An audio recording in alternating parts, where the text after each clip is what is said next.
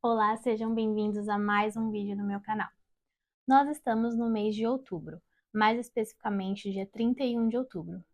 E essa data tem se tornado cada vez mais sombria aqui no Brasil, porque as pessoas estão comemorando o Halloween, ou Dia das Bruxas.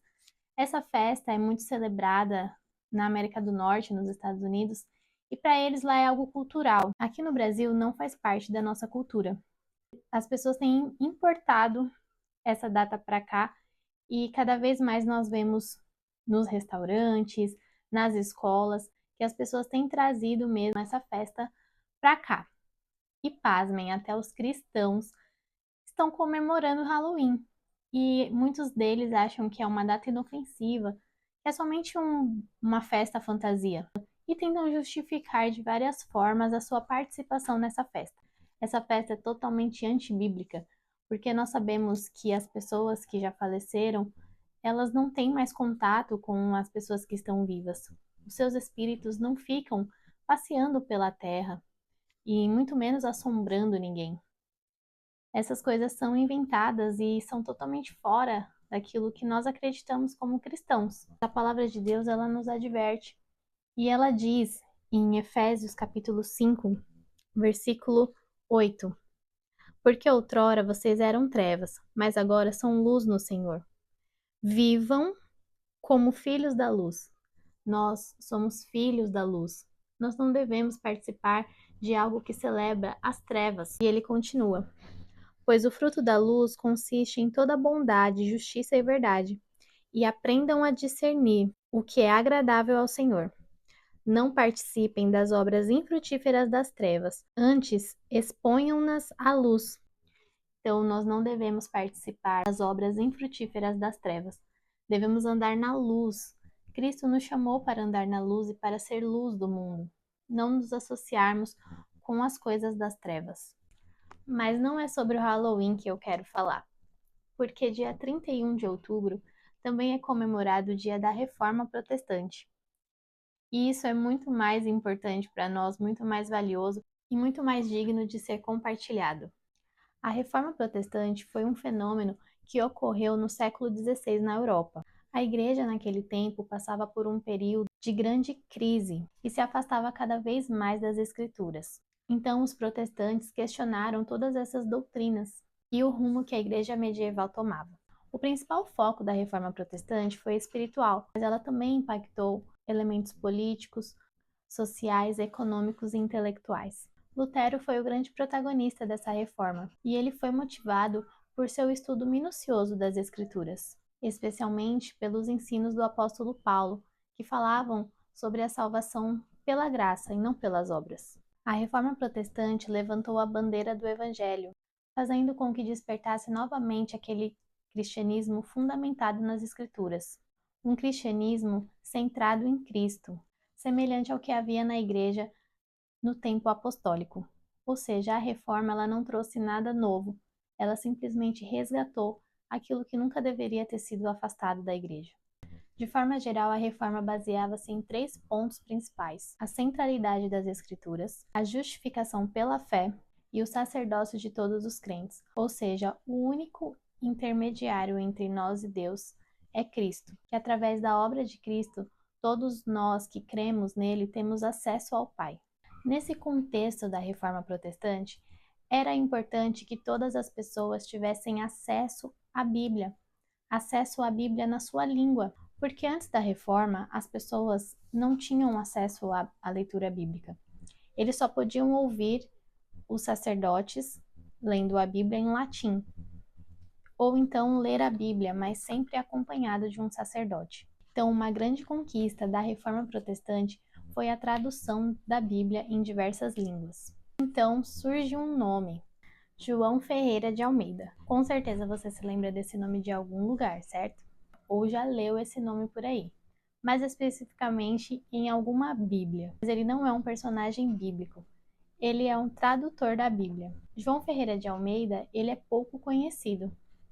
Ele não é famoso como a sua tradução, mas isso não diminui a grande importância do trabalho dele, que reflete nas nossas vidas até hoje. Se hoje nós temos uma Bíblia em português para ler, foi por conta da disposição que ele teve em fazer esse trabalho e da misericórdia de Deus sobre as nossas vidas, por intermédio desse homem. Deus usou a vida dele como um instrumento e ele precisou de muita coragem e muita determinação para conseguir realizar essa grande proeza. Talvez você, assim como eu, pensava que João Ferreira de Almeida era brasileiro, por isso ele traduziu a Bíblia para o português. Mas na verdade ele era português. Ele nasceu em Portugal no ano de 1628, num lugar chamado Torre de Tavares. Ele viajou bastante por vários lugares que tinham alguma ligação com Portugal. Ele viajou por regiões onde atualmente ficam a Indonésia e a Malásia, e ele nunca esteve no Brasil. A ligação dele com a religião veio desde a infância. A infância dele não foi nada fácil, pois ele perdeu seus pais, ficou órfão. Então, toda a responsabilidade sobre a educação dele, todo o cuidado, ficou para um tio. E muitos historiadores acreditam que esse tio era um sacerdote católico. A educação dele foi excelente. Provavelmente ele estava sendo preparado para também ser um sacerdote católico. Aos 14 anos, ele já estava morando na Batávia, atual Jakarta, capital da Indonésia. Naquela época, essa região era disputada pelos portugueses e pelos holandeses. E aos 15 anos, um ano após estar morando lá, ele se converteu do catolicismo para o protestantismo, após ter lido um panfleto em espanhol que criticava as falsas doutrinas do catolicismo. E um ponto determinante para Almeida foi a crítica do uso exacerbado do latim durante os ofícios religiosos. E talvez esse foi o maior estímulo para que ele iniciasse a tradução da Bíblia para o português. Então, o jovem Almeida, em plena adolescência e com toda a intensidade da sua conversão, se tornou um membro da Igreja Reformada Holandesa. E ele não podia conter o desejo de ter a Bíblia em sua própria língua. Porém, essa não seria uma tarefa fácil. Demandaria muita paciência e muitos anos de sua vida. Ele precisaria de fé e determinação, pois sofreria muitas negativas e até mesmo perdas de material. Para traduzir a Bíblia para o português, ele usou como base uma versão da Bíblia em latim, escrita por um teólogo protestante francês, entre outras versões para comparação. Então, com impressionantes 17 anos de idade, Almeida terminou a sua primeira tradução do Novo Testamento. O maior objetivo era que essa tradução fosse publicada. Chegou a enviar o material para Amsterdã, porém essa tradução foi perdida, e ele só ficou sabendo disso 6 anos depois. Naquele tempo, a comunicação, os recursos eram muito escassos, e era bem diferente do que é hoje. E tudo isso dificultava bastante o trabalho. Mas isso não fez com que ele desanimasse. Ele tinha alguns rascunhos guardados e conseguiu refazer todo o trabalho. Dali em diante, houveram diversos debates sobre a sua tradução, se ela deveria ou não ser publicada, pois muitos críticos acharam alguns defeitos no seu trabalho, mas os críticos também não fizeram com que ele desistisse. Além dos problemas com a tradução entre os protestantes, ele sofreu muita perseguição por parte dos católicos, muitas ameaças, inclusive de morte, pois ele era acusado de heresias, e chegaram até a queimar um retrato dele em praça pública. Mesmo assim, ele ainda pregava e traduzia a Bíblia. Ele foi ordenado pastor pela Igreja Reformada e foi enviado ao Ceilão, atual Sri Lanka. Lá ele se casou e teve 2 filhos. Sua vida foi cheia de conflitos, tudo porque ele decidiu proclamar a palavra. Ele queria que o evangelho fosse acessível e que a mensagem que tanto transformou a vida dele também transformasse a vida de outras pessoas. Almeida morreu na atual Indonésia, em 1691, com 63 anos. Ele ainda não havia concluído a tradução do Velho Testamento, e esse trabalho prosseguiu com um de seus colegas missionários, e o texto do Antigo Testamento só viria a ser completo em 1751. E a Bíblia completa em um único volume só foi publicada em 1819.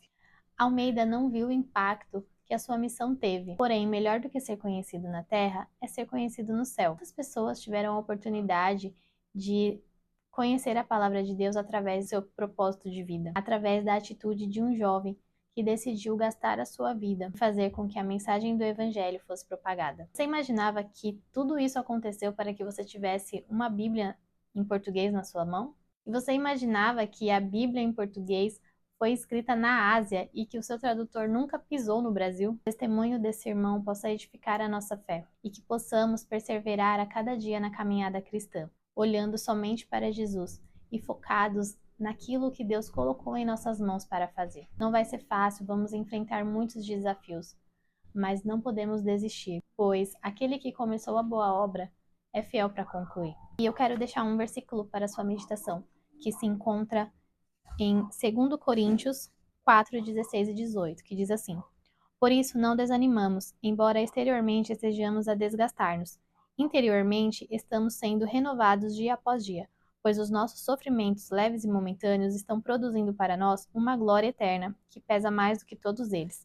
Assim fixamos os olhos não naquilo que se vê, mas do que não se vê, pois o que se vê é transitório, mas o que não se vê é eterno. Espero que vocês tenham gostado do vídeo. Deixe o seu like, compartilhe, comente e até o próximo vídeo, se Deus quiser.